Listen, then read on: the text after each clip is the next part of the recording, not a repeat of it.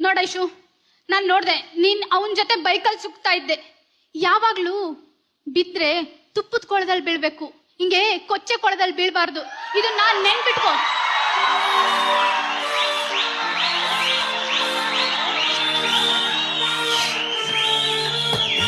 ಜೀವನದಲ್ಲಿ ಲೈಫು ನೀನ್ ಅನ್ಕೊಂಡಷ್ಟು ಈಸಿ ಆಗಿರೋದಿಲ್ಲ.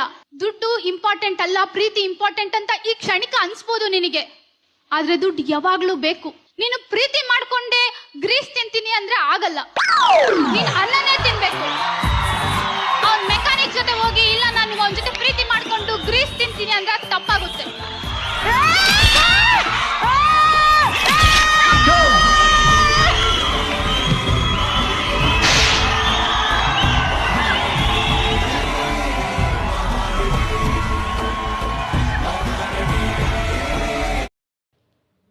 ನಮಸ್ಕಾರ, ನನ್ನ ಹೆಸರು ಬಾಬಾ ಅಂತ.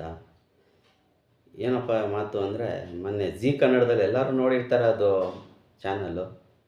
ಅದರಲ್ಲಿ ಒಂದು ಹೆಣ್ಮಗು ನಮ್ಮ ಮೆಕ್ಯಾನಿಕ್ ಬಗ್ಗೆ ಸ್ವಲ್ಪ ಕೀಳಾಗಿ ಮಾತಾಡೋರೆ. ಅದರಲ್ಲಿ ರಮೇಶ್ ಅವರು ಮತ್ತು ಪ್ರೇಮ ಅವ್ರ ಮೇಡಮ್ ಅವರು ಎಲ್ಲ ವಿಷಲ್ ಹೊಡೆದು ಚೆನ್ನಾಗೈತೆ ಅಂತ ಇನ್ನೂ ಜೋರಾಗಿ ಇದು ಮಾಡೋರೆ.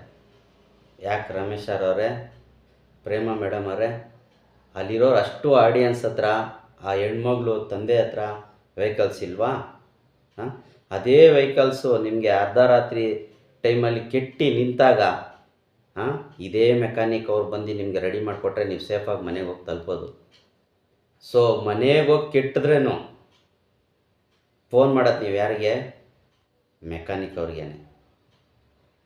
ಅದೇ ಮೆಕ್ಯಾನಿಕ್ ಅವ್ರು ಬಂದು ನಿಮಗೆ ಗಾಡಿ ರೆಡಿ ಮಾಡಿ ಚೆಕ್ ಮಾಡಿ ಎಲ್ಲ ನಿಮಗೆ ಕೊಡೋದು. ಅದರಲ್ಲಿ ಆ ಹೆಣ್ಮಗು ಕೊಚ್ಚೆ ಅಂತ ಹೇಳ್ತಾರಲ್ಲ, ನಾವು ಮನುಷ್ಯರೇ ಮೇಡಮ್ ಅವರೇ, ನಾವು ಮನುಷ್ಯರೇ. ಮೆಕ್ಯಾನಿಕ್ ಅವ್ರೇನು ಮನುಷ್ಯರಲ್ವಾ? ನಾವು ಮದುವೆ ಮಾಡ್ಕೊಂಡಿರೋ ಹೆಣ್ಮಕ್ಳಿಗೆ ನಾವೇನು ಗ್ರೀಸ್ ತಿನ್ನಿಸ್ತಾ ಇದ್ದೀವ? ಇಲ್ಲ ಆಯಲ್ ಕುಡಿಸ್ತಾ ಇದ್ದೀವ? ನಾವು ಅನ್ನನೇ ತಿನ್ನಿಸ್ತಾ ಇರೋದು.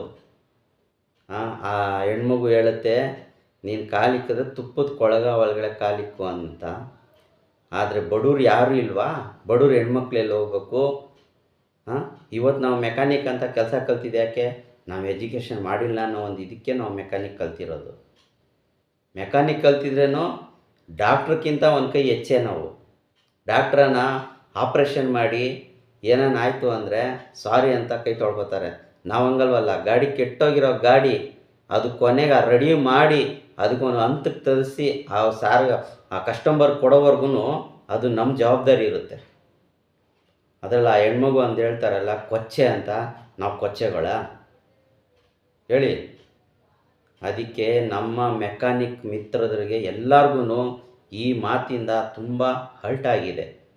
ನಾವು ಕೇಳ್ಕೊಳ್ಳೋದು ಇನ್ನೇನಿಲ್ಲ, ಆ ಹುಡುಗಿ ಗೊತ್ತಿದೋ ಹೇಳೈತೋ ಇಲ್ಲ ಗೊತ್ತಿಲ್ಲದೋ ಹೇಳೈತೋ ನಮಗೆ ಗೊತ್ತಿಲ್ಲ. ಇದು ಜೀ ಕನ್ನಡ ಮುಖಾಂತರದಿಂದನೇ ಅವರು ಬಂದು ಕ್ಷಮೆ ಕೇಳುವಂಥ ನನ್ನಲ್ಲಿ ಮನವಿ ಅಷ್ಟೇ. ಇನ್ನೇನು ನಾನು ಇದು ಮಾಡಿಸ್ತಾ ಇಲ್ಲ. ಇದು ನಾನು ಕೇಳ್ಕೊಡೋದು ಜೀ ಕನ್ನಡ ಚಾನಲ್ಗೋಸ್ಕರ ನಾನು ಕೇಳ್ಕೊತಾ ಇರೋದು. ಆ ಹೆಣ್ಮಗು ಕರೆಸಿ ಬಾಯಿ ತಪ್ಪು ಮಾತಾಡೈತೋ ಇಲ್ಲ ಗೊತ್ತಿಲ್ಲೋ ಮಾತಾಡೋದು ನಮಗೆ ಗೊತ್ತಿಲ್ಲ, ಕ್ಷಮೆಯನ್ನು ಕೇಳಬೇಕಂತ ನನ್ನಲ್ಲಿ ಮನವಿ. ನಮ್ಮ ಮೆಕ್ಯಾನಿಕ್ ಮಿತ್ರದಿಂದ ಎಲ್ಲರಿಂದನೂ ನಾನು ಇದನ್ನು ಕೇಳ್ಕೊತಾ ಇರೋದು ಇಷ್ಟೇ. ದಯವಿಟ್ಟು ಜೀ ಕನ್ನಡದಲ್ಲಿ ನಾನು ಕೇಳ್ಕೊಳ್ಳೋದಿಷ್ಟೇ, ಮನವಿ ಕೇಳ್ಕೊಳ್ತಾ ಇದ್ದೀನಿ. ಆ ಹುಡುಗಿ ಬಂದು ಕ್ಷಮೆ ಆಯಿತು ಅಂತ ಕೇಳ್ಕೊಬೇಕಂತ ನಮ್ಮಲ್ಲಿ ಮನವಿ ಇದೆ ಅಷ್ಟೇ. ನನ್ನ ಮಾತಲ್ಲಿ ಏನಾನ ತಪ್ಪಾಗಿದ್ದರೆ ದಯವಿಟ್ಟು ಕ್ಷಮಿಸಿ.